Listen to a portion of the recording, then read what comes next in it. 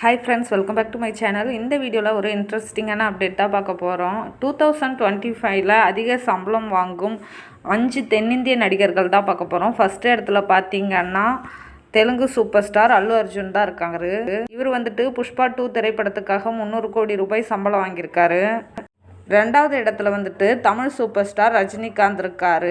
இவர் வந்துட்டு பார்த்திங்கன்னா இப்போ ரீசெண்டாக கூலி திரைப்படம் வந்துட்டு வெளியாச்சு. இப்போ வந்துட்டு பார்த்திங்கன்னா ஜெயிலர் 2 திரைப்படத்தில் வந்து நடிச்சுக்கிட்டு வராரு. இந்த படத்தில் இவரோட சம்பளம் வந்து பார்த்திங்கன்னா 260 கோடி அப்படின்னு சொல்லப்பட்டு வருது.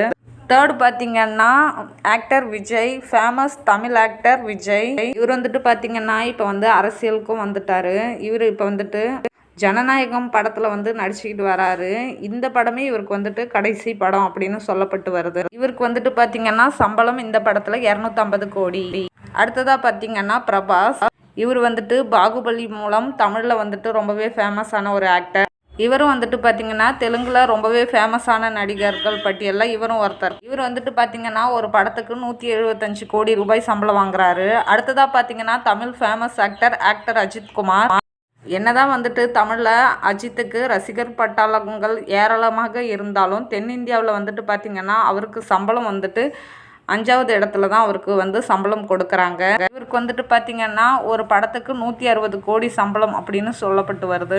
இவர் விடாமுயற்சி குட் பேட் அக்லிக்காக 160 கோடி சம்பளம் ரூபாய் வழங்கப்பட்டிருக்கு. ஓகே ஃப்ரெண்ட்ஸ், உங்களுக்கு இந்த வீடியோ பிடிச்சிருந்ததுனால லைக் பண்ணுங்கள், ஷேர் பண்ணுங்கள், கமெண்ட் பண்ணுங்கள், மறக்காமல் சப்ஸ்கிரைப் பண்ணுங்கள். தேங்க்ஸ் ஃபார் வாட்சிங், கீப் சப்போர்ட்டிங்.